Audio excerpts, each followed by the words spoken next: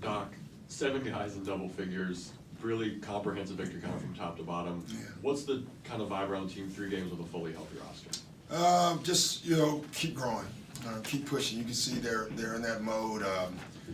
Ball movement tonight was extraordinary. When you can get the amount of assists, what did we have, 35 assists with only 10 turnovers, We took care of the ball, we moved the ball. I thought we made the right plays, we didn't need to force it, and that's all we talked about today was they're a terrific defensive team. They pull in a lot, and they make you make the extra pass. But if you're willing to do it, you're going to get shots, and I thought our guys did it tonight. And then defensively, I just thought our length and our switching, our deflections, I don't know, I don't have our numbers yet, but I can't wait to see them. They have to be extremely high. Hey, Doc, can you talk about your play calling ratio? Did that revert now that you have more players on the team? Can you just elaborate on that? No, it is what it is. There's nights that, Pat's doing a great job. Reggie's starting to pick up stuff as well. Very smart, very high IQ. I'm probably calling a lot more right now, but eventually, hopefully, each game that gets less and less. But I don't mind one way or the other. I love when they do it. It's a lot nicer for me, because they see it. They're on the floor. So the better, the more the better. Defensively, it seems like the starting unit is at a really, really high Yeah. level right now. How would you evaluate where they're at as a group? Yeah, they've been great. Well, first of all, they're together. They haven't been together, and so having Marcus and PG and Kawhi and Pat on the floor at the same time with Zoop, who has been terrific defensively all year. It gives us a lot of length, and only the small guy is the toughest guy, with Pat. So it just makes us really good. Doc, over here, you coached a lot of great defensive units over the years, but with the pieces that you guys have on this team, does this have the potential to be the best that you coach? I'm going to wait and see. Potentially, I like where we can go defensively for sure. We've been inconsistent for sure as well. So we have to turn it into something that we do every day. When we get to that level, then we're going to be really good.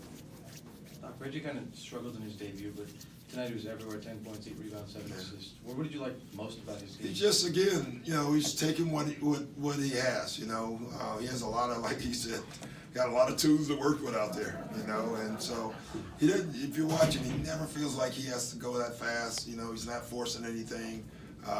He's a terrific passer, he's making simple plays, and then defensively, I thought he was really good tonight as well, so he started to really kind of figure out what we're doing, at least the early offensive part. That's good. Doc, when you guys are putting together 3 games like this now, and you guys are healthy and starting to pick each other out, what is that doing for sort of confidence and just? Yeah, the one thing this team has not lacked is confidence. I will say that even when we wasn't playing well. We've lost a couple in a row, 3 in a row. No one even talks about it. Like it's never mentioned. I've not heard it mentioned once. So, but it definitely helps to start doing it and play. Then everyone sees it, and I think it grows. It allows you to take you to another level. So it is a good thing. Confidence is good. That's always important. Doc, you guys already had a scary bench before, but with the addition of Reggie, the bench outscored the Nuggets starters. They had more than half the assists for the whole team. What can you say about the Clipper bench now? Yeah, it's great. Again, just the offensive firepower that they have coming in. You have Trez and Lou, then you have Sham, then you have Reggie. It's just a lot of guys that can play. They're starting to grow together. Now it's, when you think about it, it's now a new group because Reggie hasn't played with that group and Sham hasn't played with that group. So in a lot of ways, they're finding their way as well, and they're doing it very well. With this new group, how would you assess that next level can be? Like, what is that next level? I don't know. I really don't know. We talk about it. Keep reaching for the next level, and never reach it. That would be nice. That means we're just gonna keep growing. That's what we need to be. And also, just would you say that this is like the most complete game you've seen from this team? Well, with this team, probably yes, since we haven't been together a lot. Yeah, probably so.